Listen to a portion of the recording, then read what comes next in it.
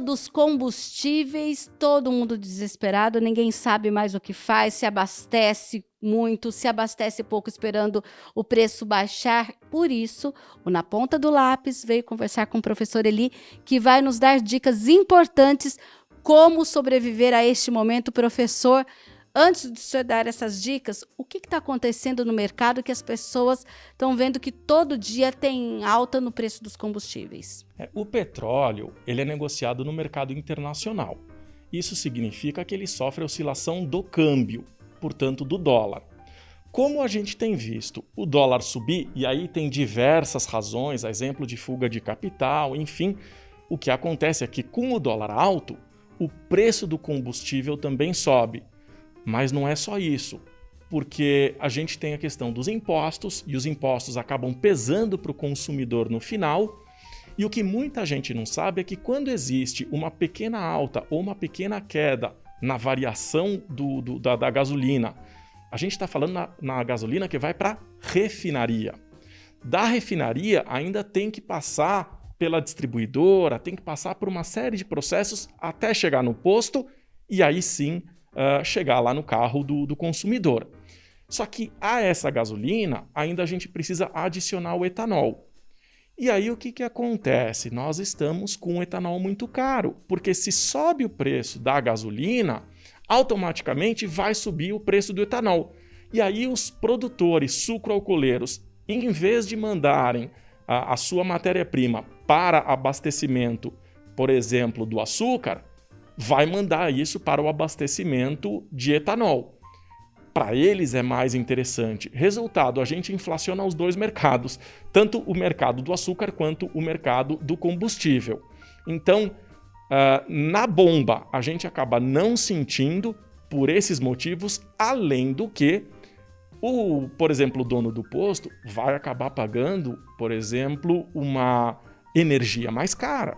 A gente sabe que, em função da seca, a gente está tendo necessariamente que acionar as termoelétricas. O resultado disso é que a energia fica mais cara. Não é só na nossa casa, também no posto de gasolina. O dono do posto de gasolina ele tem as obrigações trabalhistas, ele tem que pagar, por exemplo, os frentistas, as pessoas que trabalham lá. Nada disso, por exemplo, sofre a oscilação em função do preço da gasolina na ponta. Então, de fato, quando a gente tem uma pequena alta, uma pequena queda, não dá para sentir diretamente no bolso. Agora, com essa alta dos últimos dias, o consumidor não sabe se enche o tanque, se coloca só um pouco e espera baixar o preço. Quais são as dicas, professor?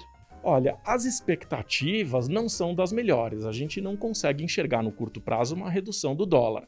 Ainda que isso aconteça, nós aqui no Brasil não temos o hábito de enxergar reduções de preço. Então, o dono do posto, se ele tiver uma pequena queda no valor da matéria-prima, ele vai aumentar a lucratividade, mesmo porque ele não sabe o que vai acontecer lá na frente. Ele não pode correr o risco de reduzir isso para o consumidor e assumir o compromisso das altas salariais, impostos e por aí vai. Então, de fato, aqui no Brasil a gente não enxerga essa redução.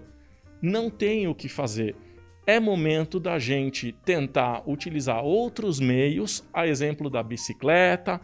A gente tem que buscar usar mais a tecnologia e evitar sair com um automóvel. E vamos combinar que aqui no Brasil a gente usa muito combustível fóssil, nós não estamos ainda com infraestrutura preparada para utilizar os veículos movidos à energia.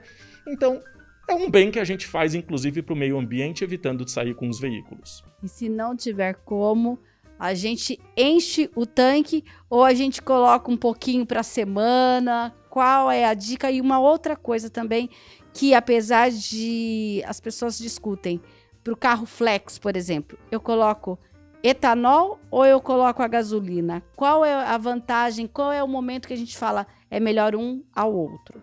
Esse é o momento em que a gente percebe que as pessoas sem dinheiro costumam ir ao posto de gasolina e pedem para abastecer R$10, R$20, porque as pessoas não conseguem completar o tanque. No entanto, de acordo com as montadoras, é sempre ideal a gente andar com um combustível do tanque cheio até meio tanque. Então, a dica que a gente dá é evitar de esvaziar o tanque inteiro para depois abastecer de novo, gastando uma fortuna.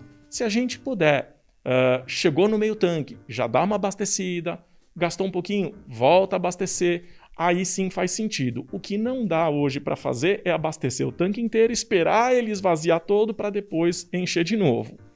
Agora, que combustível que eu vou utilizar? Eu vou colocar a gasolina ou eu vou colocar o álcool?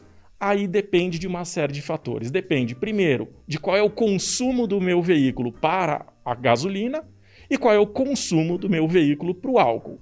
Segunda coisa, quanto que eu vou utilizar de fato esse automóvel? Quanto eu vou rodar? Quantos quilômetros eu devo rodar? E eu também preciso identificar a diferença de preço lá no posto de gasolina, tanto da gasolina quanto do etanol. Uma conta rápida que a gente faz é que o etanol, geralmente, ele tem 70% da eficiência da gasolina. Então, se ele tiver 30% mais barato, vai de etanol.